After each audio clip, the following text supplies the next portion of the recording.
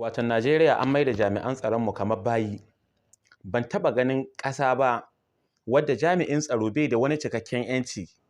Albashin jami'in tsaro bai isa shi daidai da kwana 10 idan har yana da iyali. Kai ko jami'in tsaro bai da iyali, ya kamata a ce da malamin makaranta da jami'an tsaro ya kamata a ce duka a ƙasa ya kamata a ce albashin waɗannan mutanen guda biyu sun fi kowane albashi tsoka.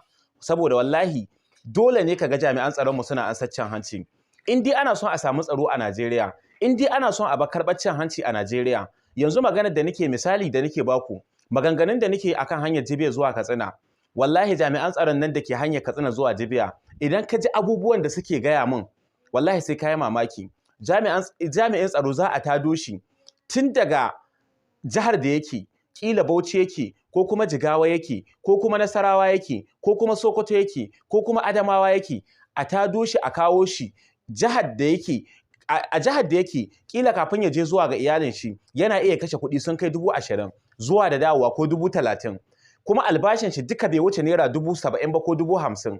Ta yaya ba zai zo ya tara hanya ba duk wanda ya zo ya ce sai ya bashi wani abu, saboda albashin baya isa su. Malaman makaranta yanzu bashi ya riga ya yi musu yawa. In dai malamin makaranta ne a Najeriya, ya kamata a ce albashin malamin makaranta ya yi kowane albashi. Wallahi waɗannan mutanen guda biyu ana cutar da su a Najeriya.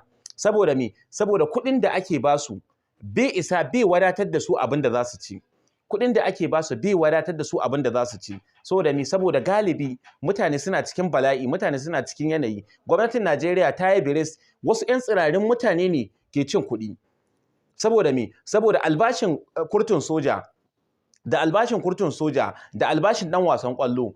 Albashin kurtun soja na shekara 35 zai yana aiki kafin ya kamo albashin ɗan ƙwallon ƙafa guda ɗaya na wata ɗaya. Dole mutane su shiga cikin yanayi, kuma dole mutane su shiga cikin bala'i. Saboda haka muna kira ga gwamnatin Najeriya, ya kamata ta dubi waɗannan mutanen guda biyu da jami'an tsaro da malaman makaranta, ya kamata a yi garan bawon na albashinsu. Saboda mutane suna cikin yanayi, mutane suna cikin bala'i, ya kamata a dibi waɗannan mutane guda biyu. Saboda ban taɓa ganin albashi ƙasa-ƙasa ba kamar waɗannan mutanen.